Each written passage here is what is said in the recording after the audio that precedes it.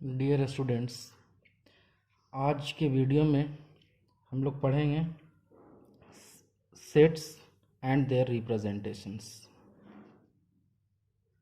Sets and their representation.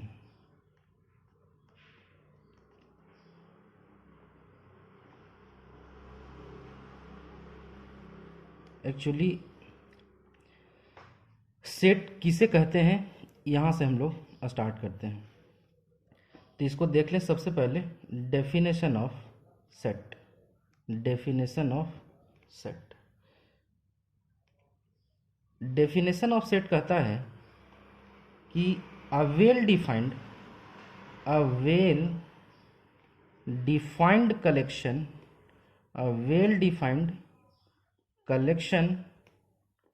of objects is called set। देखिए definition क्या कहता है सेट का। A well defined collection of objects is called set. अब यहाँ पर एक जो बात आया कि कलेक्शन तो होगा पर किसका, वैसे ऑब्जेक्ट्स का जो वेल डिफाइंड हो। अब वेल डिफाइंड किसको कहेंगे और वेल डिफाइंड किसको ना कहेंगे, है ना, ये समझना। यदि ये समझ गया तो हम लोग ये कह सकते हैं कि सेट क्या हो सकता है। तो देखिए हम यहाँ पर कुछ एग्जांपल्स लेकर के आपको बताने की कोशिश करते हैं कि वेल डिफाइंड और नॉट वेल डिफाइंड में क्या अंतर है। नॉट वेल डिफाइंड, जैसे ये हम लोग कहें कि a group of intelligent students, ठीक है। एक एग्जांपल और लेते हैं। A group of pretty girls,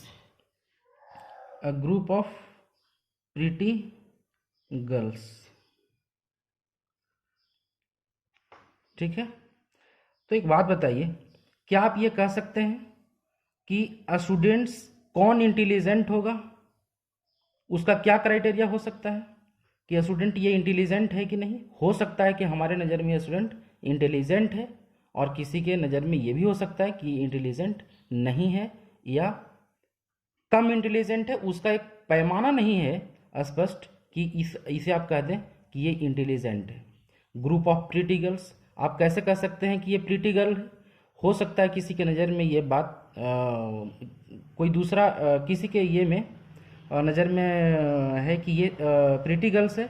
कोई ये भी कह सकता है कि ना, ये प्रीटी गर्ल्स नहीं है। मतलब कहने का कि इसका कोई एक पैमाना नहीं है जिसके हम स्पष्ट रूप से कह सके कि ये क्या है आपका,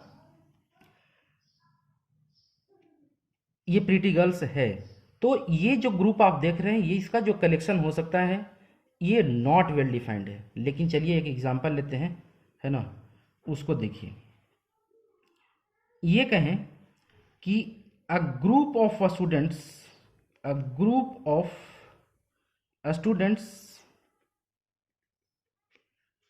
scoring more than 75% marks in your class।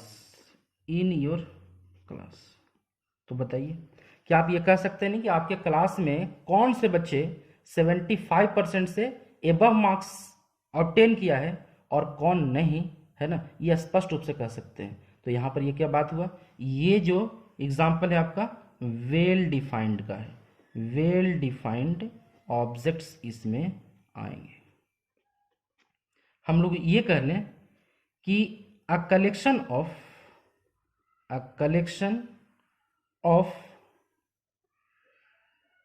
Reverse of India, ठीक है। तो बताइए ये वेल डिफाइंड है कि नहीं। बिल्कुल ये वेल डिफाइंड है। कौन सी नदी इंडिया में है, कौन सी नहीं, ये तो हम लोग बता सकते हैं, है ना। तो ये जो आपका सेट हो सकता है ना, क्योंकि ये वेल डिफाइंड है। तो यदि आप ये डिसाइड कर पाते हैं कि जो हम ऑब्जेक्ट्स ले रहे हैं वो ऑब्जेक्ट गिवन सेट का हो सकता है या नहीं, यदि स्पष्ट रूप से कह दें तब जो है इसको हम लोग क्या कहें, वेल डिफाइंड कह सकते हैं। ठीक है, चलिए अब हम लोग ये देखें कि इसको रिप्रेजेंट कैसे करते हैं।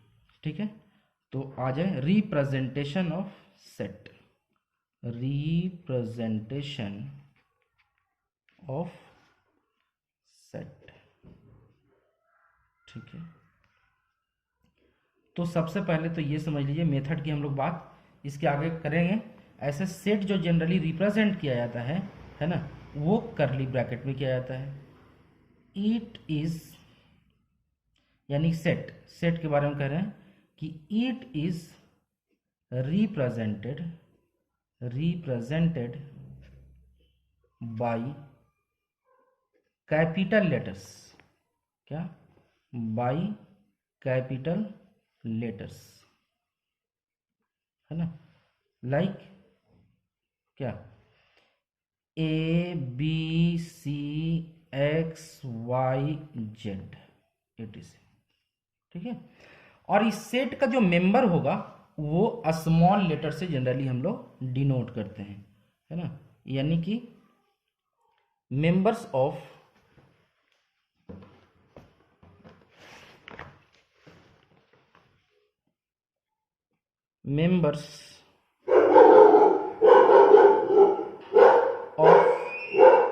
Set is generally written in a small letters, है ना। जैसे कोई सेट है, अच्छा एक चीज और, सेट को जो हम लोग डिनोट करते हैं वो देखे कैपिटल लेटर से, परंतु जो उसको मेंबर, इसके मेंबर्स को या इसके एलिमेंट्स को या इसके ऑब्जेक्ट्स को जो रखते हैं वो क्या, करली ब्रैकेट में, है ना। तो एक चीज ये लिख सकते हैं कि मेंबर्स ऑफ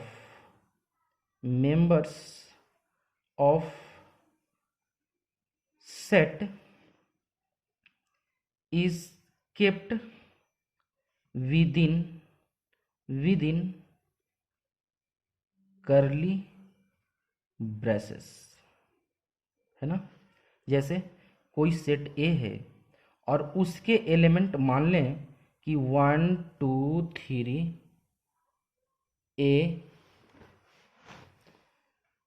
ABC है, ठीक है। तो इसको यदि हम लोग करली ब्रैकेट में ऐसे रख लेते हैं, है ना, now this is a set, है ना, in which A is a set but 1 2 3 A B and C are the elements of this set. Actually इसके अंदर जो आप एलिमेंट्स जिसको हम लोग कह रहे हैं, इसको एलिमेंट्स आप कहिए,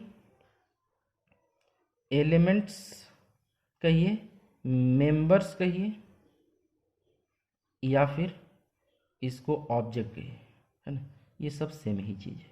ठीक है, आप एलिमेंट, मेंबर या ऑब्जेक्ट कहिए, सब एक ही चीज़ है। ठीक है, अब देखिए, अब हम लोग देखते हैं कि कौन कौन से मेथड्स हैं जिसके माध्यम से हम लोग रिप्रेजेंट कर सकते हैं सेट को, है ना। तो देर आर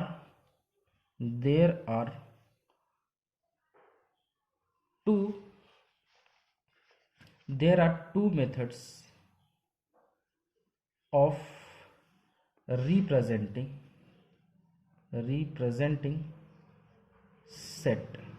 ठीक है, क्या, नंबर 1 रोस्टर फॉर्म, क्या कहते हैं, रोस्टर फॉर्म, या इसी को बहुत बार बोलते हैं टेबुलर फॉर्म, ठीक है। कहीं कहीं पर इसको लिस्टिंग मेथड भी कहा जाता है। देखिए इस सेट में क्या होता है ना, तो in this form, roster form में, in this form all the elements are listed, and separated by commas. In this method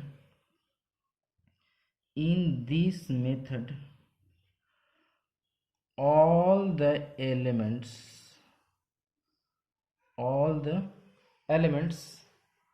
are listed and are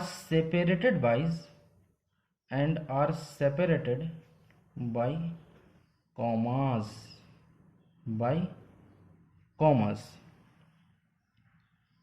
within curly braces, है ना। तो जैसे मान लीजिए कि कोई सेट ए है ना, और इसके एलिमेंट्स क्या होंगे, इसके एलिमेंट जैसे 1 2 3 4 5 है ना। तो इसको यदि करली ब्रैकेट के अंदर रख दिया जाए तो this is a roster form, है ना, of representing the set.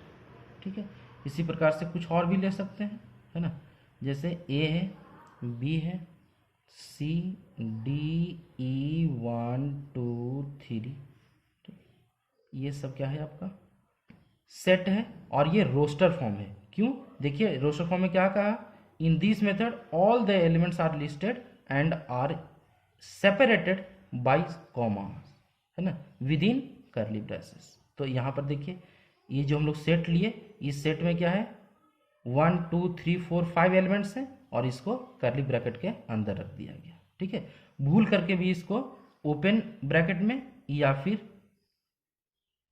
Capital bracket में नहीं रख सकते। यदि कोई बच्चा ये लिखता है सेट ए इक्वल टू लिख देता है 1 2 3 4 5, दिस इज रॉन्ग मेथड। ऐसे अब ये सेट हो ही नहीं सकता, दिस इज नॉट सेट। ठीक है, तो ये आपका गलत हो जाएगा। तो हमेशा सेट को रिप्रेजेंट कैसे करना है, करली ब्रैकेट के अंदर में इसके एलिमेंट्स को रखना है। ठीक है, तो ये हो गया आपका रोस्टर फॉर्म। ठीक है, अब देखते हैं नंबर 2 जो इसका मेथड है रिप्रेजेंट करने का, वो है आपका सेट बिल्डर फॉर्म। क्या है, सेट बिल्डर फॉर्म। ठीक, तो ये क्या होता है, इन this method in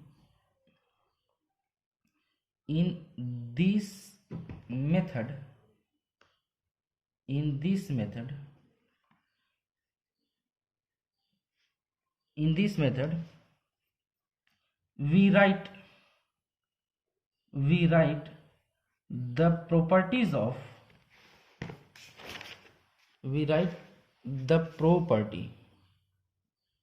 property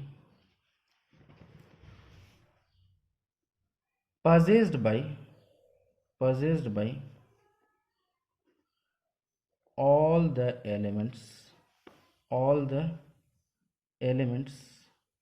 of a given set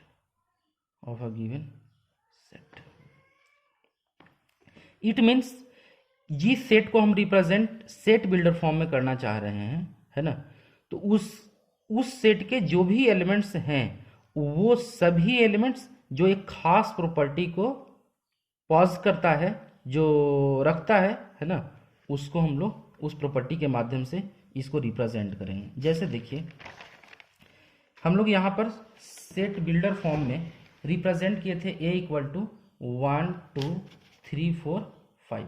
यदि इसी को हम लोग क्या करना चाहें, रिप्रेजेंट करना चाहें सेट बिल्डर फॉर्म में, तो लिख सकते हैं, है ना, कि set A equal to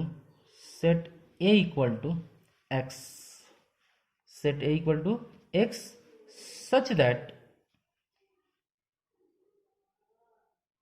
x is a natural number less than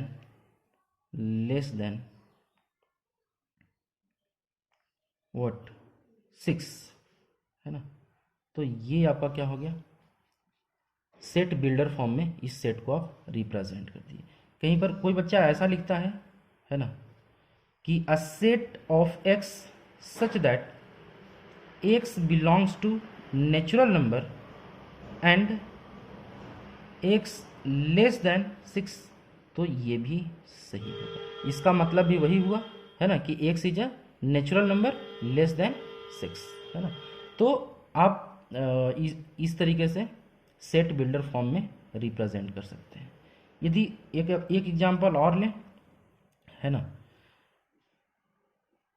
एक such that x is a letter of vowel. ठीक, तो ये आप जो है, ये क्या हो गया आपका सेट बिल्डर फॉर्म हो गया। इसी को यदि रोस्टर फॉर्म में लिखें तो ये क्या हो जाएगा एक्चुअली AEIOU, है ना।